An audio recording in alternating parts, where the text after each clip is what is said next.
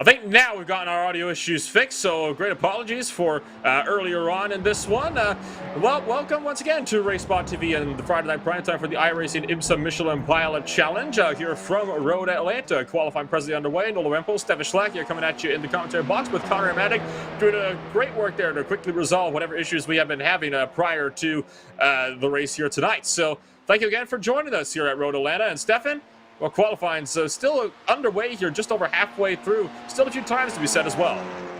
Yeah, and right now we're looking at one of the drivers that still need to set their times, and that's George Simmons right here, the #1 car, not only in this field, but he also is the TCR champion of the season. He has been since last round already, so very much with proud getting that one out there today. Let's see what lap this was. It was only a 29.47 out, nearly full 4/10 of Miguel Freitas, who finally makes his return into the series once again. So we're going to have to see here what George Simmons will be able to do. Of course, he was one of those drivers that has, been so prominent so far at the top of the series, but he's got some fierce competition ahead of him. He's also got to beat Christian Perez, Alexander Tanner, and Juan Pablo Tononi as well. So Simmons clearly has his work cut out for him here today. So I have to see what that #1 machine will be able to do tonight. He had a very hard-fought race at Hockenheim just 1 week ago. So he's got yet another hard 30 minutes of racing action right ahead of him here. And hopefully he can come out on top once more.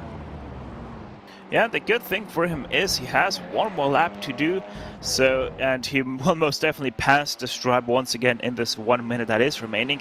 4/10 might not seem that much, but it is Road Atlanta for the TCR. There's not a lot of braking involved here, so really that is in reality a very big time gap that George Simmons has to make up here to Miguel Freitas to make that pole happen.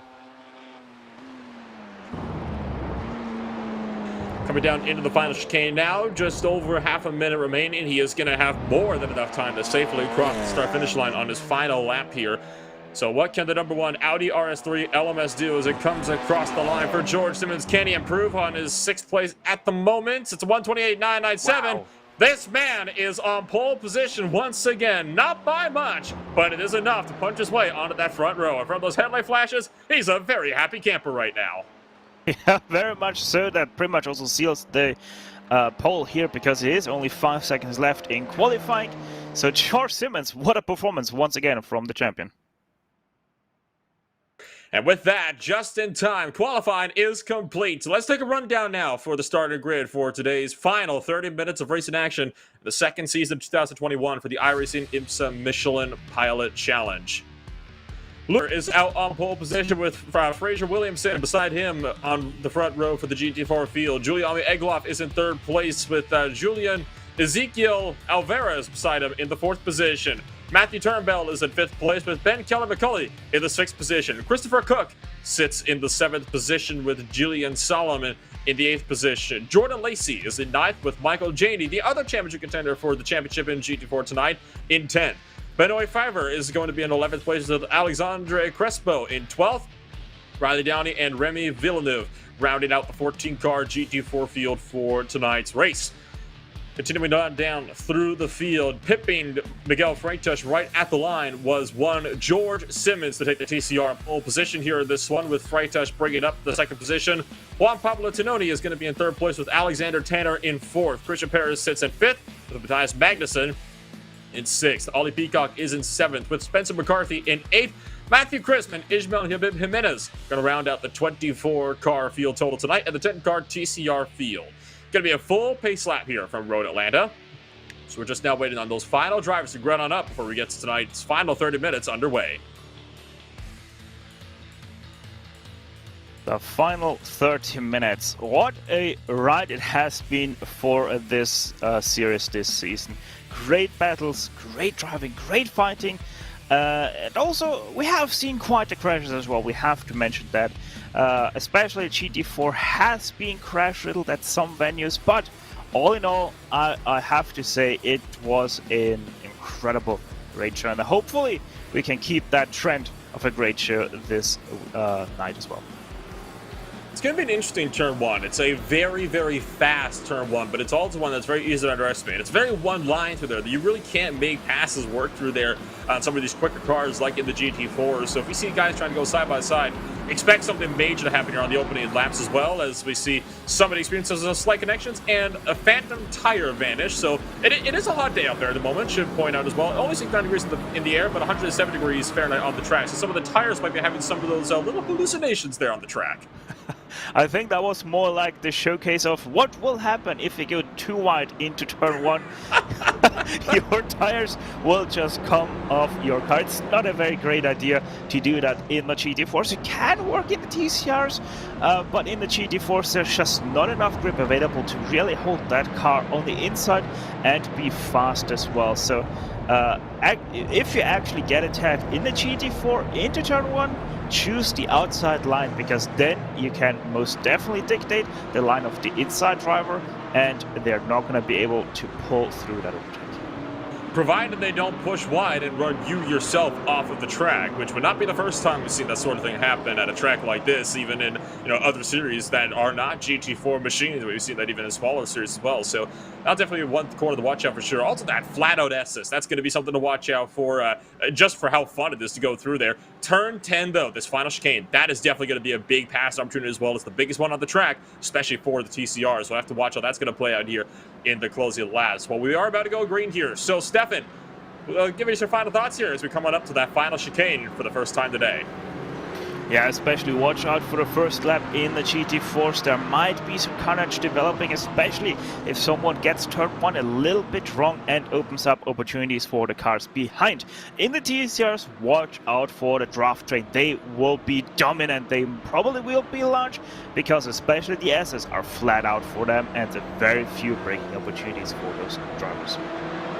Pace car pulls down into pit road. Lucas Gabler, your control car, holding the field as they come over the crest.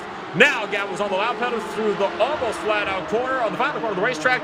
We're green flag racing for the final race of the 2021 Season 2 series of the iRacing IMSA Michelin Pilot Challenge. Still double file all the way down to the turn one. The top two break away. Third place breaks away as well. Fourth place still side by side as Alvarez tries to fend off Turnbull just behind. A little bit contact. No, Matthew Turnbull's been sent for a huge spin. Down for right in front of the field, and how does everybody avoid him? Absolutely great driving there from the GT4s to get around Turnbull. The TCR is much cleaner though through turn one.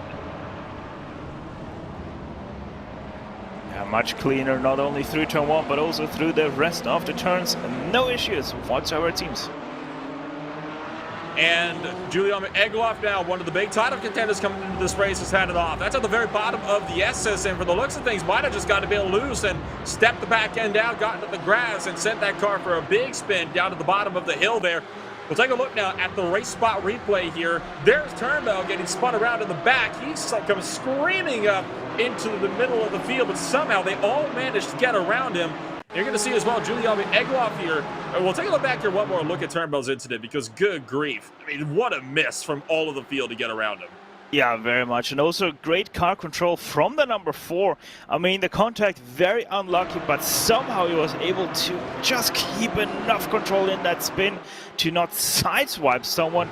So, yeah, great car control. Not so much on the hands of Egloff, just a little bit too wide through the S's. And that's all that number 5 car needed to spin around. 3 wide for the TCRs for the final podium position. Tanner caught in the middle as Christian Perez tries to make the dive on the bottom side. Goes 2 for 2 in one corner. Christian Perez up to third, but runs off the track into the grass. It's kicking off early. One more TCR. In the background. Way in the background. That was Spencer McCarthy that had a big off. And good grief, it's like Talladega back racing here in Road Atlanta, the TCRs at the moment. Yeah, very much so. Even people having to break out of turn 1 to be able to stay behind. There was a little bit of contact. Who was that going wide, sending wide? That was Magnussen having to avoid, rather getting sent out wide there through turn 3. Immediately lost the train up ahead. Look at Christian Perez, though. What a move from him. Put his way up into third place in one quarter. Went for the over-under on second and third, who just went side by side. Now Alexander Tanner's going to have another look here on that 12th car. Or Tanner's going to be on the offensive here for Molly Peacock, who goes down his inside of that number 8 machine. So it's all kicking off here very, very early in the final 30 minutes of action tonight. Peacock's just going to barely get clear of Alexander Tanner, who is going to be right on his tail all the way in the run down to that turn 10 chicane. And also, you might have seen the smoke kicked up outside of turn 5. That was Graham Solomon, who had a self-spin through there, and nothing really to report there. And now side by side, Tanner once again trying to fend off Peacock. Peacock trying the inside. Look at Magnussen with a lunge down the outside, trying to fight it around Peacock, but no dice for the blank number 15 car, who has to slot back in line. You really cannot make a lunge like that around the outside of turn 10. Really not going to play out for you all too well. So we're signified out now, this time not so much 3-wide action, and nobody skirted off into the grass this time either for your TCR field. I think now things are going to sort of start to kind of fizzle on out as we watch things start to get more into the rhythm of things. Well, you see that once again side by side here for 8th place, I think that is, in the TCRs, but Magnussen able to keep that place still in his hands. Take a look up front to the GT4 battles here. This is the battle for the lead at the moment. Lucas Gabler and Fraser Williamson currently looking to be a bit tight with each other. About half a second, but we've seen how hard it is to really close down a gap like that, even down one of these very, very long straightaways. It's always a very difficult task ahead of these guys, you know, when you're trying to make these types of passes. So it's not going to be easy for Williamson to close on in and take away the lead from Gabler. He's just going to have to kind of put his head into it, get his head down, and see what he can do. Yeah, and the thing with the GT4s is it's a trend that we have seen pretty much all season long already. It's just the draft these cars develop isn't really strong. We're talking here about a speed difference of a mere 2 kilometers to 3 kilometers an hour at max of a difference into the braking zone of turn 10. And so basically that is just non-existent overspeed that Fraser Williams can develop from the draft of Gabler up ahead. One of the TCRs started off. That's Matthias Magnussen that's had a bit of an off. Appears to be at the turn 10 chicane. So that 15 car day going from bad to worse. It was in a battle with Matthew Crisp, as you pointed out at the start of the lap, and coming into turn 2. So take a look at this here. This is down into the turn 10 chicane. He does have damage on the back end, so hasn't been shunted by Matthew Crisp. Oh, he has! Big bump there for Chris. That's a bump and run if I've ever seen it. Although some people, particularly Magnussen, might want to call it more of a smash and sprint. Yeah, most definitely. But how unlucky for Magnussen. Second time he gets shoved out of the way by a competitor. Nothing he can do right there once again, and he just continues to lose places. I mean, the good thing is for Magnussen, it's pretty much impossible for him to lose positions now because he's dead last. P7 and GT4s is heating up with the BMWs and 2 of the Porsches as they're going 3 wide into the turn 10 chicane at the moment. The 22 car trying to fend the inside. Oh, and it's a big collisioning. Oh. Crespo gets Alexander Crespo. Oh, more contact up there. The BMW gets pushed wide. Riley Downey having some significant struggles there as he's trying to fend off Egloff. Got turned by the number 5 car. Might have chopped across the barrier. So take a look at this replay down into that turn 10 chicane. We talked about this is going to be one of the places to watch for tonight. We didn't think this much, though. Yeah. Oh, that is already quite tight there. 3 wide, just barely enough to squeeze through. And how does this develop then? Because the first car was spin out. Oh, that was just too early on the turn in. And then they're once again just not giving room to the car. So, ironically, Julian Egloff was the driver that ended up making contact with both drivers spin them both around. But when he took it from that angle, both the cars also pitched him in. He couldn't do anything about it. So ironically, Julian Egloff, despite being the driver that turned both of them, nothing you can do about it, and he ends up scot-free out of all of that with 2 free positions. So it's not often you see a situation like that tend to play out, especially in these GT4 fields. Yeah, very much so. So, very interesting development there. And also, interesting development right here. George Simmons, after a mistake through the last turn, last lap, now finds himself instead of first, only in 2nd place behind Miguel Freitas, with Christian Perez still quite nicely able to keep to the back of those 2. DD is still trying to keep up to the back of them as well. So we got, you got all these various battles going on around the track. But you got the stuff with the GT4s that's still getting closer and closer. These TCR battles, they're having nowhere going close. We might have what happened here to George Simmons, I believe. So we'll take a look back at this here. And I think this will be it. Simmons still in the lead at this point. And that is, I believe, Miguel Freitas just up the road from it here. So this is coming down in turn 10 chicane. I think you caught a bite of this one as well, Stevens. So why don't you walk us through it? Yeah, so it is gonna be out of the second last turn. Turn 11 is we're gonna see it just a little bit too wide here for the run through turn 11 for George Simmons, and then watch it right here. He's gonna touch the grass, and that's enough to send him enough offline. He even has to brake, which is a corner that you do not have to brake whatsoever, nor lift through turn 12. And so that's how he lost that lead. Easy mistake to do, just a little bit lost his spacing right there on the track, and immediately finds himself punished down to second. I mean, it's definitely, good, though, that he managed to keep it under control, more so than some of the GT4s have been doing so far. I mean, that field already very much split up as a result of all the attrition we've been seeing up in that field, which is not uncommon to see, unfortunately, throughout the course of the season. A lot of the action has come down to the TCRs as a result of all the early race attrition that comes from the GT4 fields. So this TCR battle definitely going to be one to watch. It's clearly a draft train at the moment between at least the top three here, with fourth place of Juan Pablo Tononi trying to close the gap in as well. Yeah, very much so. It is sadly the story of the GT4 is just such a driver skill dependent and even setup dependent that it is very hard to keep close in a battle like we see right now for third place in class. 3 cars fighting for that one. It's very rare to see that because it is just so hard to stick to someone.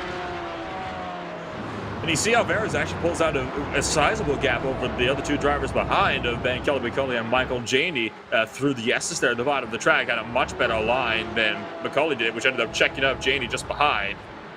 So you got these couple guys that are, working really hard with each other. You're trying to, find whatever speed they can. You've also got the top 2 that are only 4/10 apart. So that gap is also closing significantly. It's at the point where Gabo is starting to do a little bit more weaving himself in the GT4 fields to try to, hold on to that overall race lead in this one. So that's going to be an interesting battle to watch out for as well. So you got all these various, fights in the field starting to pick on up, including the TCR race lead as well, as Freitas tries to fend off George Simmons, as they're now just under a 1/10 of a second. And look at that. George Simmons now going to go for this move here down to the turn 7. Trying to fight this one around the outside of the number 1 car. Can Freitas hold him off, or will Simmons get the run? Here comes Christian Perez trying to get his nose into the midst of things. Couldn't see 3 wide for the first time all day at GCRs for the battle for the lead. We've seen it before. You see Perez, though. Oh! Nearly runs over Simmons there, trying to get the side draft going. And look at that, Simmons is actually bump drafted, and we got Freitas right now. Oh yeah, he most definitely wants to keep Freitas up front because that means he can keep up front, but he has to brake early. And look at that, around the outside for the lead. What a move there for Christian Perez. Put the 14 car at the top of the timing boards. Now Tononi's trying to get up into the podium. He's going to go side by side with George Simmons here. Simmons gets clear, though, out of turn 11 and is going to keep the 3rd position down for 12. Coming over to the 8th lap of the race, and already, 10 minutes of the way into this race. Take another look, though, at this brilliant overtake for the race lead in TCRs. Yeah, what a move from Christian Perez around the outside in the braking zone. Not only outbrakes George Simmons, but also Miguel Freitas. Stamps on the brakes, and Perez was just a little bit later, held the momentum around the outside, and then he just had the line for the inside. Not that Freitas could do about it, but Perez obviously not safe by any stretch of the means. He is no doubt going to be trying to find any way up there. And George Simmons might be in his best interest to actually help out Miguel Freitas here in the number 11 car. Give him a bit more of a bump down that back straight. Give him a little bit of extra speed. Try to run down Perez. Simmons is a smart driver. He knows that they are not going to gain anything on the race leaders by battling with each other. So he's probably more in a position where, despite really wanting to race against Freitas, being from different organizations, they're going to work with each other here to try to both see if they can have an equal shot at the win by the end of this one. Yeah, let's actually see what George Simmons does right now. Actually goes, sells the dummy, and look at that, goes to the inside of the 11. Backs out of it, though. Very wise. He was nowhere close to realistically making the pass work. Oh! Perez runs wide. That allows Freitas to get the nose in there just on the exit of turn 10. Here comes Simmons. Gives him a bit of an attack there on the left rear bumper. This is going to be one heck of a fight here down for turn 1. Freitas has got the momentum all the way up to the final corner. Simmons goes into the grass. Goes into the grass, but most importantly stays wide open on the throttle, doesn't lose too much momentum, if even at all, but still he gets attacked now by Tononi from behind, but also Juan Pablo decides better of that move into turn number 3. And Francis just caught Christian Perez. He's close enough that in a couple of quarters here, he can start looking for that race lead. So once again, the TCR has given us all the action you need, and all this side-by-side battle has actually allowed only Peacock, Matthew Crisp, and Alexander Tanner to start to close in their own gaps further in the back. And you can see how close they are now, within just barely drafting distance as well. Tanner's going to have a look at Matthew Crisp, by the way, for about 6th position in the TCRs, down for turn number 6, and make a very easy overtake on Matthew Crisp, who's going to try to get the over-under, but cuts the corner a bit too tight, and then ends up losing any momentum he would have had. Yeah, and if you want to know how slow that last lap really was from our leader Christian Perez, it was by far, and I'm speaking here 4/10, the slowest lap of the entire TCR field. Freitas is closing. He's gonna go for it down the inside, and Perez this time not gonna back out like Simmons did. That forces Christian Perez wide and tries to cut it in tight once again. Freitas has a bit more momentum up and over the hill. He's gonna have the draft to work with through turn 12 and down this front straightaway into turn number 1. It does look like both drivers really caught the lines very, very evenly here. Does Freitas go for the move into turn 1? He's making the look, but he's not close enough to go for the dive. Oh, actually does outbrake himself a little bit there, though, behind Christian Perez, and that immediately opens the door for Simmons. But he also decides better of that and applies a little bit of the brake. What a... P4 and GT4 has just swapped hands. It looks like Ben Kelly finally lost out to Michael Jane. You've also got 6th and 7th side by side at the moment, and Jordan Lacey is going to go through on Christopher Cook, maybe, unless Jordan Cook is trying to hold the outside through the exit of the turn 10 chicane, and he gets back clear of Jordan Lacey, so a good defense there from Christopher Cook to maintain that 6th position, but you've had 5th and 4th swap hands at GT4s. Now let's see what Janey can do in his run to try to run down Alvarez for 3rd in that GT4 field. This DCR lead battle, though, this is where it's all at the moment. Yeah, very much so. By the way, if you want to know how much Jenny has to outscore Egloff to score the championship here today, it is nearly 300 points, and that is without Egloff taking any points from here today.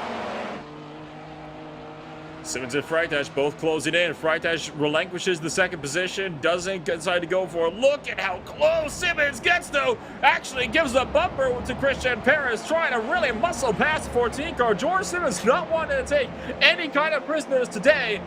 It looks like Perez gets a little bit more of a gap, though, out to that final corner. So Simmons is going to have to reset here and try again when they get around to that back straightaway. Yeah, or does he even try to... want to try a pass right there, maybe even already have a look at turn number 6 like he has already tried on Miguel Freitas. You never know with George Simmons what he might be up to next. He's a driver that always keeps us commentators on our toes, and that's what I like about him. He's a driver that, you know, obviously knows what he's doing behind the wheel. He's one of the best touring car drivers on the business when it comes to iRacing. So we're going to have to wait and see here how he's going to mount his offensive here on Christian Perez, who no doubt is starting to sweat bullets in his machine, trying to, you know, keep an eye on his mirrors and make sure that Simmons doesn't get through. We are over halfway through this season finale, just 14 minutes remaining, just under that now, left in this race. And already 11 laps in as well. An estimated 9 laps to go on the clock. Simmons is going to look for this position. He's definitely close enough to get that lead back. Yeah, I think he actually doesn't want it right now, though, or maybe? No, that's what I thought. He backs out of it once again. So George Simmons right now most definitely plays the strategy game. He's going out of draft very early to not get side by side with Christian Perez into the chicane. Maybe just does that to maybe get away from the cars behind. But then again, it is a very long straight, and look at that! Makes the dive for 1, but not close enough. Had to really check it up, but does get slowed down in time. It doesn't lose any time, actually, up to Perez as well. I think at the moment, he's actually more trying to force Perez into a mistake or trying to, you know, apply the pressure, show his nose at every corner, let him know that he is right there. And we've seen it before where Simmons has been able to force these drivers ahead of him into these little mistakes that have really compromised their races. So we're going to see here that's the strategy that he's trying to take here as well. Yeah. I mean, we always come back to the statement, you never know what a George Simmons is up to behind a racing wheel, so... Oh, spin behind! What a save there from, I believe that was Juan Pablo Tenonia who was just dumped out of the 4th position by Ollie Peacock. Got a bit of a bumper there coming through turn 6 from the looks of it. We'll take another look at this here. This is coming out through that hairpin there, and we'll take a look and see if there was any contact made in that battle. And yeah, most definitely there was a touch there from Ollie Peacock on Tononi. So a little bit unlucky from Tononi, but they are still very nicely together to the top 2 dogs. And George Simmons did get the swap done down that straightaway into turn number 10. So take a look at this here, already side by side, and you can see, Paris really did not elect to fight that one out too much. Recognize how close Simmons was to the back end and just didn't fight that one at all. Lifted off, let him have the space, let him have the move. P3 of GT4 is also close. Alvarez under fire from Michael Janey, who's trying to go around the outside of the turn 10 chicane. You've got Ben McCulley still in the mix as well. This is a battle that I've been kind of keeping my eye on here. It's been gradually closing lap after lap, and we just almost saw it swap hands once more. Yeah, Johnny had a great run, but still wasn't enough to get past Alvarez. Great braking performance by Julian Esquiel Alvarez to keep out in a 3rd place. But with all the pressure that Michael Johnny is applying right now to the back of that number 18 Porsche, I don't see Julian to be able to withstand that for much longer. It'll be a challenge, so we'll have to watch this battle for 3rd place, see if Alvarez can hold him off. Has built a significant gap all the way through this first sector on the lap, so he definitely has got some of the speed of the first half. He just loses it all in the draft on the second half as well. And speaking of drivers losing time, Christian Perez might be about to lose 2nd place as well. Forced on the defensive by Miguel Freitas down into turn 10, but the other car not able to make the move down into the final chicane there to kind of make this one work. P6 is also heating up once more. Looks like Christopher Cook is finally ready to get the gloves out and start to go at it for 6th position out there in the GT4 field as well. Down the straightaway, it's a drag race to that chicane. Yeah, normally you wouldn't see a pass being tried to happen in turn number 7, but with the GT4s and their non-existent draft, this is one of the best passing opportunities. But look at the great pass there, or pass defense from Cook around the outside. Has the inside now for turn 10B, but the drive from 23 much better. And Sean Lacey once again passes Cook. So Lacey back up into 6th. Nothing that Christopher Cook could do about that one. He was just able to carry a lot more speed around the outside line, out through turn 10, up the hill for 11. So let's check back in here with the TCR battle for the race lead. Simmons has built a sizable gap now, just over half a second on the field just behind. Christian Perez still trying to close, but he's having to worry more about defense from Freitas, Peacock, and Tononi just behind. So this is going to be it's going to be a tight fight here, but I think Christian Perez has got his hands full more on defense. And look at the snakehead Simmons is doing, trying to stay back and forth across the draft to break it. Yeah, and one thing that might come into play here as well is Lucas Gabler. He is not that far off the back end of the TCR field anymore. So we might even see in the last 9-ish minutes, there we have him on screen, that our top 2 GT4 drivers might actually have to fight through TCR traffic and maybe, just maybe, even get up to our TCR leaders and disturb their battle.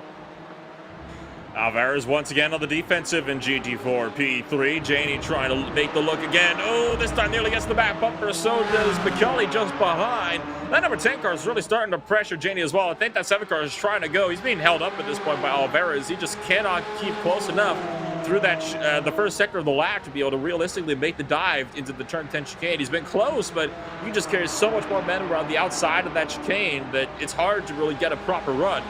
And you saw as well how Alvarez was defending down to the turn 1. That's also a problem. That means that Janey is not able to get a run through turn 1 either on him. Yeah, that was more Alvarez showing Janey in behind that no matter what you do, I'll have an answer for you on the defense.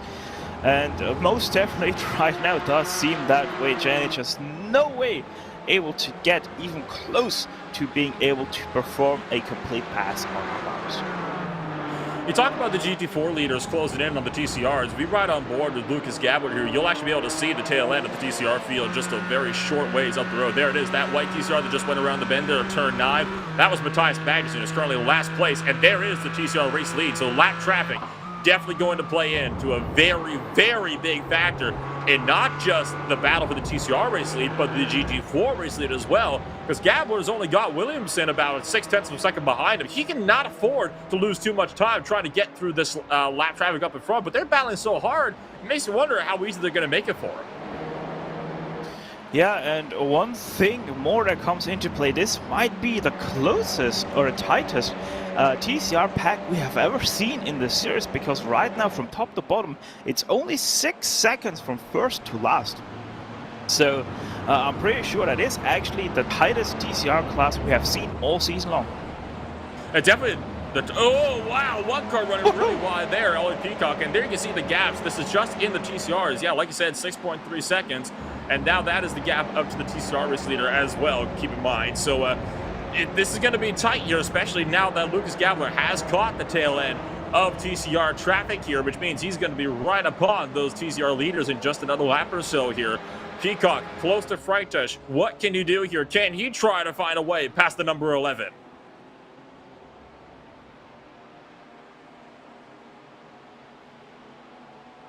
Just at the tail end, you can see Williamson just getting around Matthias Magnussen. So GT4 track, fish in the thick of things. Here's the dive as Freitas tries to fend off Ollie Peacock, who had the inside line. Oh, squeezes him out into the rebel strips on the left side. Peacock now trying to fight the outside line through turn 12. This is not a place you go side by side. They're typically going to try to get the over-under on him across the start finish. Freitas having to go defensive big time. Peacock gets put in the grass. Oh my goodness! What are you doing, Peacock? Oh, the shot. Tononi trying to throw his hand to the ring. And Tononi now with the switcheroo on Freitas, and that's another touch on Freitas. Another touch right there between the two, and Tononi takes it away. What kind of a pass was that? I mean, Ollie Peacock asserting his dominance there. And one car goes off course. McCarthy completely misses the turn. He's going to have a slow penalty for sure. Take a look at this one here as we watch the incredible pass down to the turn number 1. Ollie Peacock, he was done playing around. So in front, just trying to block him down. Peacock's like, all right, I can play it that game too. Watch this. Yeah, great pass by Tononi.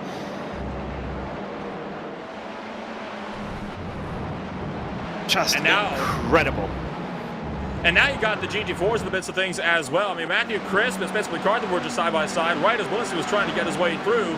So you got all these battles you're picking up at the same time. Here is Freitas trying to once again get back past Alexander Tanner. You've got Crisp as well in the midst of things as well. I mean, there's so much to look at here at the moment. There goes the GT4 down the inside. Alexander Tanner is just going to barely kind of get ahead here. There's so much going on in one position here on this track. GT4 leaders have brought out many pedals. And you can see there is Gabler's going to go down the inside. That was of Ollie Peacock there. He's just got the top 2 now to go, George Simmons and Christian Perez. So finally the GT4s have almost made their way through. Somehow we have not seen any major incidents there trying to work this one out. You've got a lot of different battles so far going on throughout here. You got McCauley that's poked his way up into 3rd position as well. Something has happened to Alvarez, who has fallen back to 6th place. Oh! Meanwhile, in the midst of all of that, sorry, Peacock got shoved out of the way by Williamson.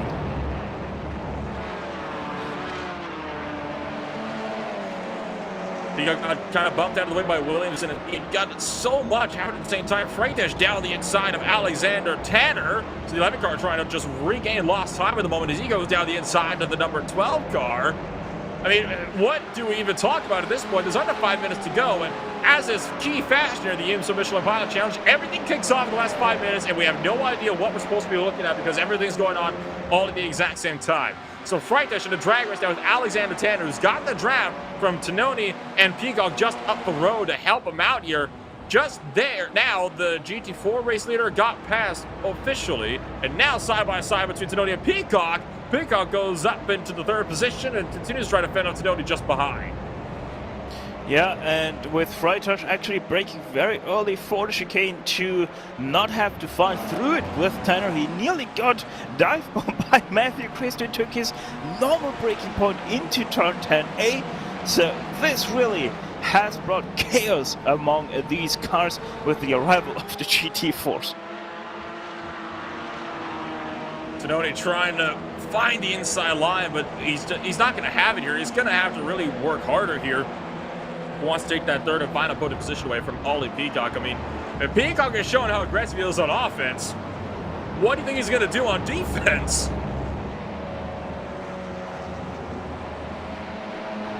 And on top of this, you still got more GT4 traffic that's going to work this way through as well. You got the battle for fourth and third, McCulley and Janey now. Short one, something did happen to Alvarez. Of course, it's way too late at this point to kind of go back and take a look through with all that we had to go look around. There's just no way we could really cover everything, just a short mention, unfortunately.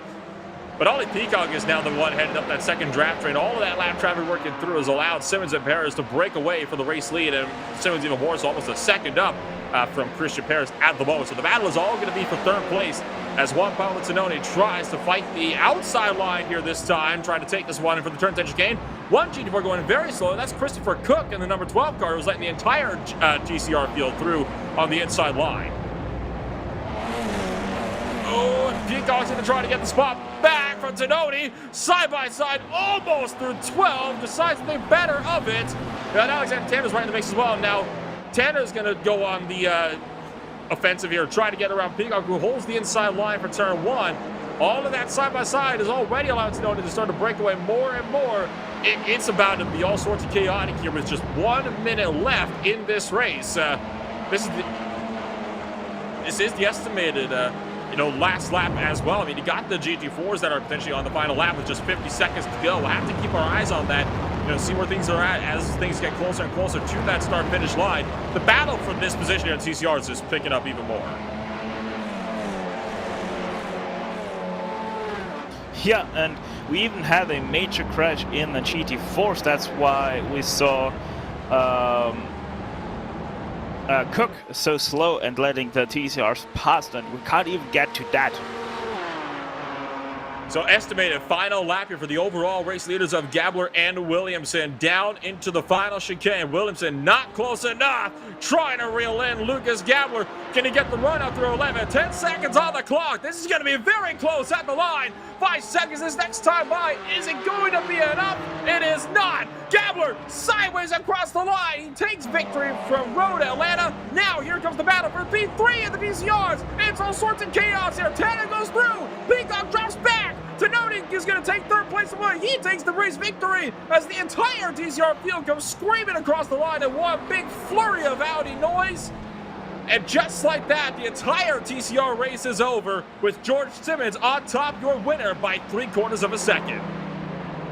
Yeah, what a crazy finish to the end of this season. I mean, George Simmons, once again, the chaos reigns, but Simmons still prevails. What a race. And we'll take a look at the replay here. And I mean, this just goes to show just how chaotic this entire TCR field has been all race long. It goes to show why we can't really cover everything on these broadcasts, but you get stuff like this going on all race long. What are you supposed to do about it? I mean, with this much action on the battlefield, pretty much that is developed into, you need like 6 broadcasters to really show every angle of every single fight that was unfolding out here today. Take a look at this. Everything is nice and settled. We're in a nice, orderly, single-file line. Peacock goes to the outside. Fair enough. You're coming onto the last lap into the turn 10 chicane. So everything's fine and dandy at this point. All of a sudden, now it's at the case of, okay, what the heck is happening here? You got GT4s in the mix of this here. All of the GCRs are scrubbed for whatever position they can get. It went from being nice and orderly to let's go almost 3 wide, trying to get across the line in the span of about 10 seconds. I mean, just, wow, speechless. There's no better way you can sum up. I mean, that sums up, I think, perfectly the entire season in a nutshell. Kind of comes down to the middle part, and then just, everybody goes, all right, why the heck not? Let's go for it in the final 3 laps all at the same time. Well, with everybody across the start-finish line, let's take a look now at the official post-race results from your season finale for the iRacing IMSA Michelin Pilot Challenge. So Lucas Gabler takes victory by just 0.3 of a second, kind of power sliding across the line from Fraser Williamson, also taking the fastest lap on third lap of the race. Ben Kelly McCulley rounds out the podium with Michael Janey. The most spots gained in the GT4 field, up 6, started 10th, finished 4th.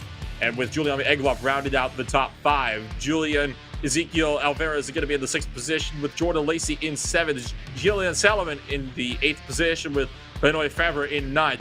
Remy Villeneuve rounding out the top 10 for the GT4 field. Continuing on down, Riley Downey is the last driver to finish the race, over a minute behind the leaders, with Christopher Koch, Alexandre Crespo, and Matthew Turnbull all not finishing the race several laps down in their own rights. For the TCR field, George Simmons takes victory in the 11th position with Christian Perez.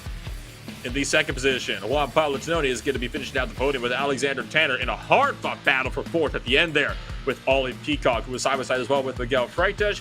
Yeah, Ishmael Jimenez in the mix there as well. He was the driver to move up the most spots in the TCR field, started 24th overall, up to 18th at the end of the day, along with Ishmael Jimenez, with Matthew Chris, Spencer McCarthy, and Matthias Magnussen all finished out the field. Everybody in the TCR finished this race, and like you said, it's only 10 seconds separated first from last place. Definitely the closest TCR field we have ever had all season long, and one of the closest fields I've seen in a very long time, just overall in iRacing myself here, Stefan. So what a fantastic race. I think the level of competition of the TCRs shows why this is straight up, hands down, one of the best, if not the best series you can find on the iRacing service.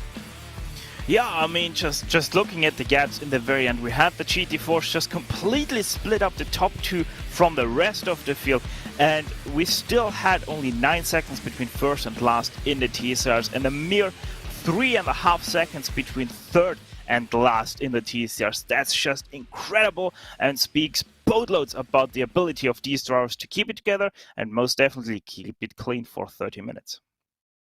I'm still at a loss, of what we witnessed there. You get all of this incredible, side-by-side battling everywhere. And it again, once again, comes to the case of what are you supposed to look at? There's nothing you can look at. You had also the battle for P3 in the GT4s. We had one of the drivers there, fall out altogether, had something really bad happen. He finished 20 seconds behind the leaders. We never had time to even look at that because of all the action that was going on elsewhere on the track. Yeah, exactly.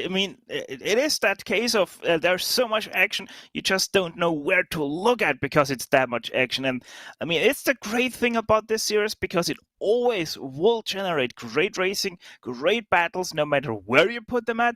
But it also is the bad thing about it because you have to watch this race like 4, 6, 7, 8, 10 times probably to get every single battle into your brain that you saw.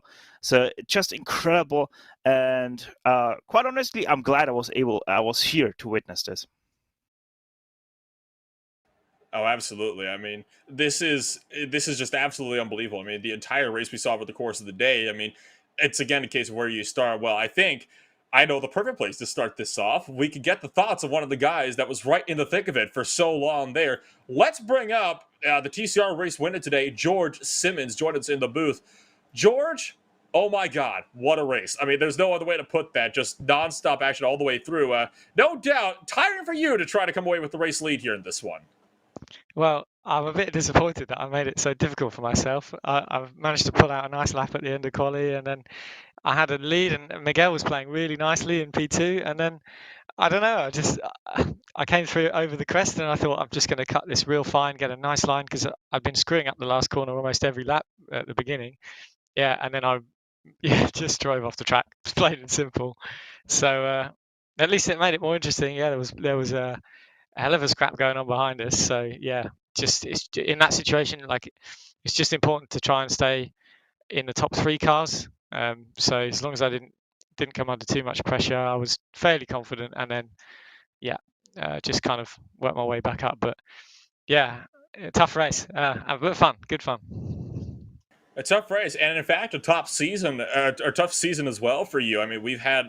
When I say tough, I don't mean a bad sense. I mean, it was a really great season for you all the way around. You were consistently finishing, in the podiums. You even had some races you admittedly should have won. Some didn't quite play out the way you were hoping to through various circumstances. That I don't think we will go into detail now. But I mean, we look throughout how your season's been so far. How do you think you can sum up the 12 weeks so far? Well, wasn't it a lot of fun? Hopefully, it was really good entertainment. And yeah, I'll make a quick thank you to anybody who's been tuning in and watching us on the streams, and of course, a thank you to you guys as well for running it this season. I don't know what the plan is, but it'd be great if you could come and see us racing again next time round. But I obviously I haven't got a clue what happens. But yeah, I've just had such a good championship. It's been so much fun. There's been great racing with Miguel. Unfortunately, just so you know, his steering wheel died. I think it was 3 or 4 rounds ago, which is why he ended up missing. So it's good to have him back on the grid and up there. But yeah, Miguel, Quarantine.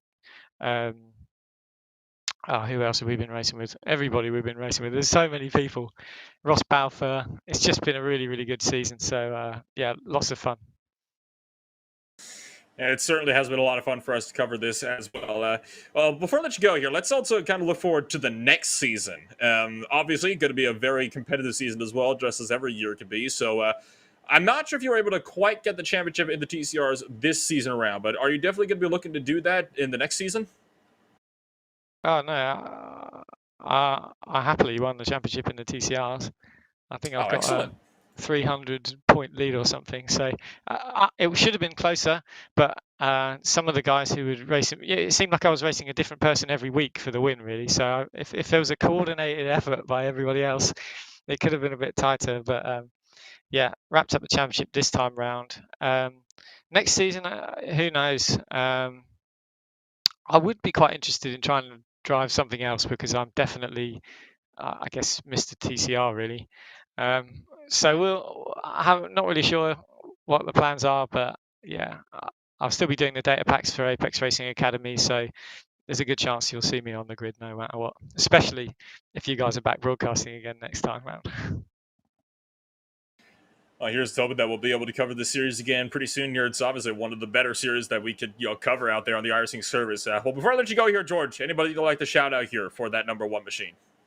Yeah, like I said, all the guys who I've been racing against this season, and anybody who's been tuning in at home, you guys in the commentary booth as well, and then of course Apex Racing Academy. So the same setups that I've been using every week are available to Academy members. So yeah, you can find us at apexracingac.com. And thank you, George, for taking the time to join us here in tonight's race. Congratulations on a TCR championship once aboard the iRacing IMSA Michelin Pilot Challenge. And here's hoping to go out and defend that crown in just about 2 weeks' time here. So that was your TCR race winner, George Simmons, bringing it home. So we're going to continue to move things on down the line, and we're going to bring up Fraser Williamson next up here for the broadcast booth. And Stefan, you are standing by with our #2 finisher in the GT4 category. Yeah, and Fraser, first time we see you out there in the top split, at least. How did it feel out there in the GT4? Most definitely one of the more difficult weeks in a GT4. Well, for me, this is probably one of the easier weeks in GT4. I wouldn't say knowing, but I mainly only turn up to Road Atlanta weeks in schedules, so I saw it was on the schedule. Obviously, some announcements coming out today from SCO. I thought I may as well give GT4 a shot. It's something that I enjoyed last year with the Porsche Sprint Challenge, the PESC Junior Series, as it was known. So yeah, it was good fun. Lapping TCRs is very different from what I'm used to when it comes to multi-class. More used to like the WEC or IMSA lineup of cars, so it was good fun, and in this heat it was a sweaty experience. Yeah, and you most definitely once again proved that you are a Road Atlanta specialist, keeping it up there in second place. Now, let's be honest, it is a very difficult place to pass in the GT4. While we have that very long straight, it just isn't long enough for the draft to really kick into the GT4s. Was that something that was on your mind, trying to fight for the first place, or did you know that you just had nothing for him?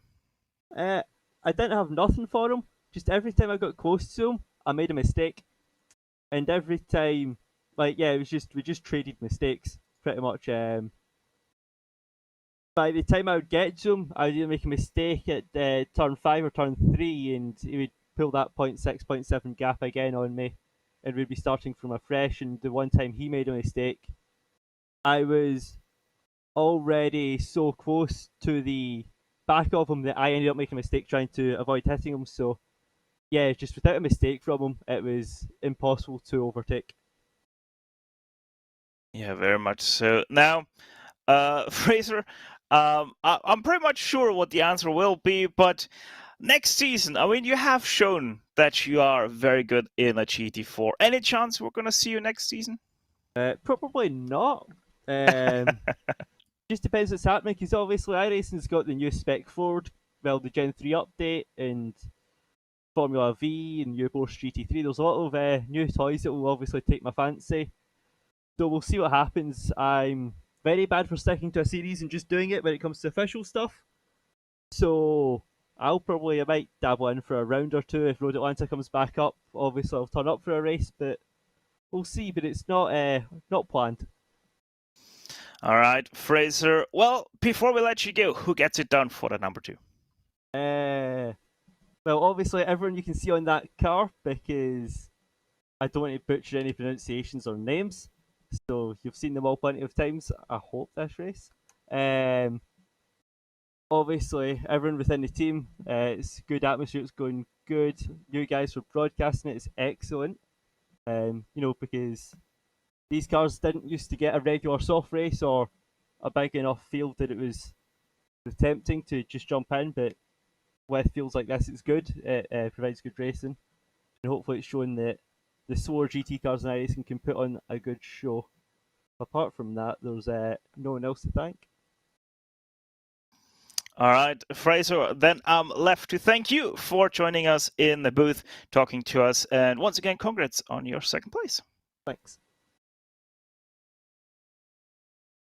So that was second place in GT4's Fraser Williamson to take it home. Just 0.3 of a second behind Lucas Gabler at the end of this race. One more driver to come on up and give us a chat today. Christian Perez joins us in the booth. And, well, Christian, you bring it home. P2, a little ways behind George Simmons. And no doubt, though, you were kind of happy that you broke away from the field behind, given how chaotic it was in the final portions of the race. So as the GT4 field began to work their way through, what did it look like from your perspective? Because it was just, we couldn't even make sense of what was going on up here in the booth. Hello, Nolan. It was a shooting race, very tough. And trying to overtake in a clean way. I overtake Tanoni and Tanner in a very good way, and then try to catch Simmons. I told to him, and he says he wasn't slowing down a little bit, but I think so. But I don't know. I knew that he has the pace today. He was the faster, and when I catch him, I really surprised. Then he made a mistake, and I tried to go to the lead and wait to Simmons to to overtake me, basically, and then follow him and ensure the second position. So we look forward, further into season 3. Of course, season 2 completely done and dusted here at the moment, and we move into week 13. We'll have that 1 week break before the IMSA Michelin Pilot Challenge will return for official racing. What do you think your hopes are going to be here for season 3? What do you think you can expect coming in the next 12 weeks or so? Well, I don't really know, because this is my first super soft of the season. My teammates on ERS tell me that we have an excellent setup, and that we have to try the super soft because we were super fast. And yes, we were. So I don't know if on next season I will be here, but maybe in some race, of course. Here's hoping that you can, when you do turn up for those races, you will come out swinging and put in just as big performances as you did today, and hopefully be able to contend for some race wins as well. Before I let you go, then, Christian, anybody that you'd like to shout out for the number 14? Yeah, of course, to my team, Unicos Gaming, they are amazing, and to our uplight racing cockpits, they are making excellent cockpits. So you have to check it on his website, guys. And thank you, Christian, for taking the time to come in and join us here today in the broadcast booth. Congratulations on your P2 finish at the end of this 30-minute race at Road Atlanta. That's out. That was your P2 finisher in the GCR's Christian Perez, bringing it home, final driver on the podium. So, well, with all the drivers' interviews complete, that is going to pretty much wrap up another season here. But my, what a race indeed. I mean, perfect way, in my opinion, to be able to properly wrap up a season. I mean, what do you make of the way the whole thing is going throughout the course of the last 3 months or so here, Stefan? Oof. Quite honestly, I think it was the perfect ending for a very good season of 12 weeks. I mean, we have seen the ups, we have seen the downs, we have seen the TCRs provide most of the time the great racing, but we also have seen the GT4 step up their game when the TCR wasn't able to perform because of the track, or because we have seen an incident that did split them up, with which I think we only have seen twice where the TCR really got split up. And once again, I've said it already, it just speaks boatloads about the ability of these drivers in the TCR, which is a very easy car to drive, but very hard to drive fast. And for so many guys to be week in, week out on such high level at the very same time, just incredible to watch. And honestly, I very well wish that these guys can continue their upward trend that we have seen this season. Well, here's hoping that we will be able to continue to see that upward trend as the IMSA IMSA Michelin Pilot Challenge will move forward. Well, that is going to about do it for not just another race here, but in fact another season here for RaceSpotTV Friday night prime time. Not sure if we'll cover the same thing or something different in just 2 weeks' time, so we'll have to wait and see here. That announcement will be made within the next couple of weeks here. So, from Road Atlanta, I'm Enola Rempel with Stefan Schleck here beside me in the commentary box. Connor Maddock doing a fantastic job once again all season long, and in fact all race long here for us here on RaceSpotTV. So thank you once again for coming out and joining us on Friday nights, and we will see you all in just 2 weeks' time.